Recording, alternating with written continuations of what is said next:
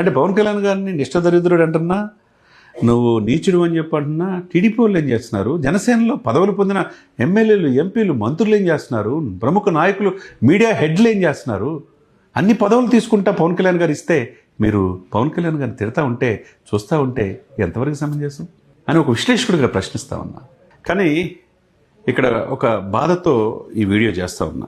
ఒక హిందువుగా చాలా బాధపడితే వీడియో చేస్తున్నా. హిందూ మతం కోసం, హిందూ జనోద్ధరణ కోసం, కోట్లాది మంది, 100 కోట్ల మంది కోసం పరితపించే పవన్ కళ్యాణ్ గారి పట్ల ఒక వ్యక్తి, మాజీ న్యాయమూర్తి అని చెప్పుకునే వ్యక్తి జడ శ్రావణ్ కుమార్ మాట్లాడిన మాటలు చాలా బాధేసి. 100 కోట్ల మంది హిందువుగా ఉండి కనీసం ఇటువంటి వ్యక్తులకి ఖండించలేకపోతున్నారంటే ఎంత క్షేమం ఆలోచించుకోవాలా. మరి కూటమి అంటే ఏంటి, మర్యాద ఇచ్చిపుచ్చుకోవాలి. అటు టీడీపీ, బీజేపీ, జనసేన కలిసి పనిచేస్తున్నప్పుడు ఒక నాయకుడి పైన ఈ మాటలు అన్నందుకు, ఆ మాటలు అనటానికి నాకు బాధగా ఉంది. ఎందుకంటే ఒక నిష్ఠ దరిద్రుడివి అన్నాడు. ఎవరిని? పవన్ కళ్యాణ్ గారిని. ఆయన నిష్ఠ దరిద్రుడా? మోదీ గారు ఈయన పవన్ గారు తుఫాన్ అంటే దేశం మొత్తం అతని వైపు చూస్తూ ఉంటే ఆయన నిష్ఠ దరిద్రుడు అంటాడు. ఈ నీచుడిగా మనం ఓటేసిందని చెప్పేసి అంటాడు. ఇది టైటిల్స్ పెట్టి పత్రికలు కావచ్చు, ఛానళ్ళు కావచ్చు, ఇష్టం వచ్చినట్టు పవన్ దూషిస్తున్నారు. అంతకుముందు ఏం జరిగిందో తెలుసు. వ్యక్తిగతాన్నం చేసి ఇష్టం వచ్చినట్టు 3 పిల్లలు 4 పిల్లలు అయితే ఏమైంది?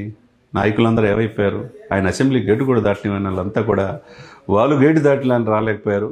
పవన్ కళ్యాణ్ గారు హ్యాపీగా 21 మందిని గెలిపించుకుని 100% స్ట్రైక్ రేట్తో ముందుకెళ్ళాడు. దేశ రాజకీయాల్లో బెస్ట్ ఎగ్జాంపుల్గా జనసేన పార్టీ 100% స్ట్రైక్ రేట్తో పవన్ కళ్యాణ్ జాతీయ నాయకుడు అయిపోయాడు. ఎవరు ఆపగలిగారా? మరి ఇప్పుడు అదే తప్పు వీళ్ళు చేస్తున్నారు. ఈయన వైసీపీకి ఫేవర్గా, అంటే ఎలక్షన్స్ ముందు ఈయన కూటమిలో పొత్తు పెట్టుకుందామని చెప్పి అనటం, ఈయనకు కొన్ని కావాల్సిన ఎమ్మెల్యేలు కావాలి అడగటం, కొంత డబ్బు అడగటం, చంద్రబాబు నాయుడు గారు కూటమి తిరస్కరించడం, అప్పుడు కక్ష పెట్టుకొని వైసీపీ ఫేవర్గా మారిపోయాడు.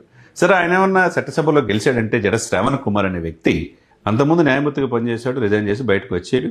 జై భీమరావు భారత పార్టీ పెట్టాడు. ఆయనకి 2 నియోజకవర్గాల్లో పోటీ చేశాడు. తాడికొండలో ఆయనకు వచ్చిన ఓట్లు, ఎస్సీ నియోజకవర్గం 71 ఓట్లు.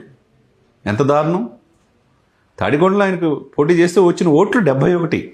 అదేవిధంగా మంగళగిరిలో లోకేష్ గారి మీద పోటీ చేశాడు. ఆయనకు వచ్చిన ఓట్లు 416 ఓట్లు.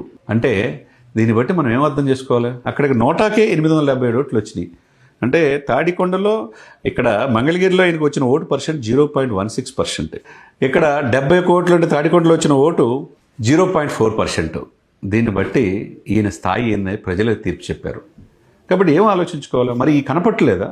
అంటే పవన్ కళ్యాణ్ గారిని నిష్ఠదరిద్రుడు అంటున్నా, నువ్వు నీచుడు అని చెప్పి అంటున్నా, టీడీపీ వాళ్ళు ఏం చేస్తున్నారు, జనసేనలో పదవులు పొందిన ఎమ్మెల్యేలు, ఎంపీలు, మంత్రులు ఏం చేస్తున్నారు, ప్రముఖ నాయకులు, మీడియా హెడ్లు ఏం చేస్తున్నారు, అన్ని పదవులు తీసుకుంటా పవన్ కళ్యాణ్ గారు ఇస్తే మీరు పవన్ కళ్యాణ్ గారిని తిడతా ఉంటే, చూస్తూ ఉంటే ఎంతవరకు సమంజసం అని ఒక విశ్లేషకుడిగా ప్రశ్నిస్తా ఉన్నా. బాధ ఇదండి. ఈరోజు అధికారంలో రావడానికి, 120 సీట్లు రావడానికి చంద్రబాబు నాయుడు గారు అంత అనుభవం వ్యక్తిని జైలు నుంచి బయటకు వచ్చిన తర్వాత ఆయన గెలిపించి ముఖ్యమంత్రి సీట్లో కూర్చోపెట్టింది పవన్ కళ్యాణ్ గారు కాదా? దేశ ప్రధాని 3వసారి కావడానికి మోదీ గారిని ఎంపీ సీట్లో ఆంధ్రప్రదేశ్లో గెలిపించింది పవన్ కళ్యాణ్ గారు కాదా? అటువంటి వ్యక్తుల్ని నీచుడు, నిష్ఠదరిద్రుడు అని చెప్పి అంటా ఉంటే ఎందుకు నిమ్మకి నీరెత్తిపోయారు? అసలు పార్టీ కూటమి అంటే ధర్మం ఇదా? ఒకరికొకరు ఇచ్చి పుచ్చుకోవాలి కదా. అంటే పవన్ కళ్యాణ్ అంటే మాకేమి లేని చెప్పి ఇదా? రేపు మీ దూరకు వచ్చినప్పుడు ఏం చేస్తారు? ఆయన సక్సెస్ఫుల్ పర్సన్ కూడా కాదు, ఆయన ఎమ్మెల్యే కాదు, ఇప్పుడు ఈరోజు ఏమైనా జడ్జి కాదు. పార్టీ పెట్టి ఏదో శ్రీరంగ నీతులు చెప్తాను అన్నట్టుగా ఆయన అన్న మాటలేంటి? పవన్ కళ్యాణ్ ఏం తప్పు అన్నాడు అసెంబ్లీలో?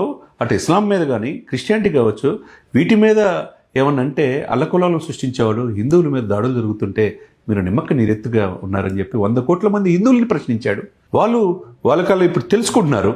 అటువంటిది అవేర్నెస్ నేషనల్ మీడియా అంతా ప్రశంసిస్తూ ఉంటే పవన్ కళ్యాణ్ గారి మాటలు తెలుగు వాళ్ళుగా గర్వించాల్సింది పోయి ఆయన్ని నీచుడు, నికృష్టుడు అంటా ఉంటే మరి కూటమి మీ ధర్మం విచక్షణ కోల్పోయారనుకోవాలా.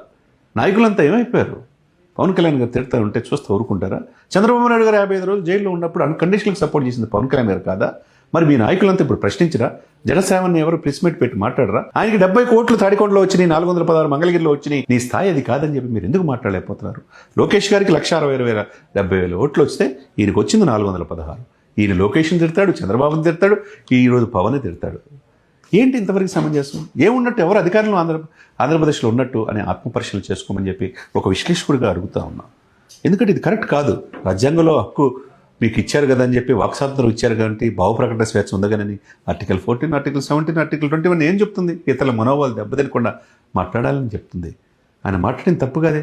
నేషనల్ మీడియా అంతా పవన్ కళ్యాణ్ గారిని అప్రిషియేట్ చేస్తూ ఉంటే, జాతీయ నాయకుడిగా ఎమర్జ్ అవుతూ ఉంటే ప్రశంసించాల్సింది పోయి ఇటువంటి జడ శ్రావణ్ కుహన లౌకికవాదులు ఏదో వీళ్ళు దేశం కోసం ఉద్ధరణ అన్నట్టు, దేశ ఉద్ధరణ అయితే గెలవాలిగా, 70 కోట్లు ఏంటండి, మనం నిలబడినా వస్తాయి కదండి 1000 ఓట్లు అని చాలామంది ప్రశ్నిస్తున్నారు.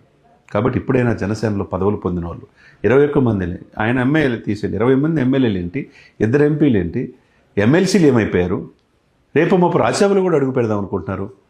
మరి నాయకుడిని తిడతా ఉంటే మీరు ఏం చేస్తున్నట్టు, అటు టీడీపీ ఏం చేస్తున్నట్టు, ఇటు బీజేపీ ఏం చేస్తున్నట్టు, ఆయన ఒక్కడే 100 కోట్ల మంది హిందువులకి పరిరక్షణ కోసం పాటుపడాలా అని మేధావులు విశ్లేషకులు ప్రశంసిస్తున్న మాట. 2 రోజుల నుంచి నేషనల్ మీడియా అంతా పవన్ కళ్యాణ్ చూపిస్తూ ఉంటే జడశ్రావణ్ అన్న మాటలు ఏంటండి? ఇంకోసారి చెప్తా, పౌరుషం అన్న వస్తుంది, ఒక నిష్ఠ దరిద్రుడు అంటాడా? ఈ దేశ రాజకీయాలను శాసించే స్థాయిలో ఉన్న పవన్ కళ్యాణ్ గారిని నిష్ఠ దరిద్రుడా అంటే? మోదీ గారు ఈ పవన్ గారు తుఫాన్ అంటుంటే ఒక వ్యక్తి డిపాజిట్లు కాదు, నోటా ఓట్లు కూడా రాని వ్యక్తి, 70 కోట్లు వచ్చిన వ్యక్తిని ఇలా దారుణంగా విమర్శిస్తుంటే, ఈ పతాక శీర్షికలో కొన్ని మీడియాలో వేస్తూ ఉంటే పౌరుషం లేదా?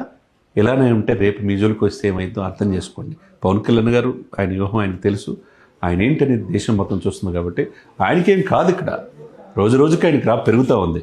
మోదీ గారి దగ్గర ఆయన ఉన్నాడు కాబట్టి ఇటువంటి కోహనాల లౌకికవాదులు ఎక్కడైనా మారాలని మనం కోరుకుందాం. చాలామంది చెప్తున్న మాట ఇది సంస్కృతి కాదు, పాలిటిక్స్ తెలిసినోడే రాజకీయాల సెక్స్ అయ్యేది. Politics is a poison.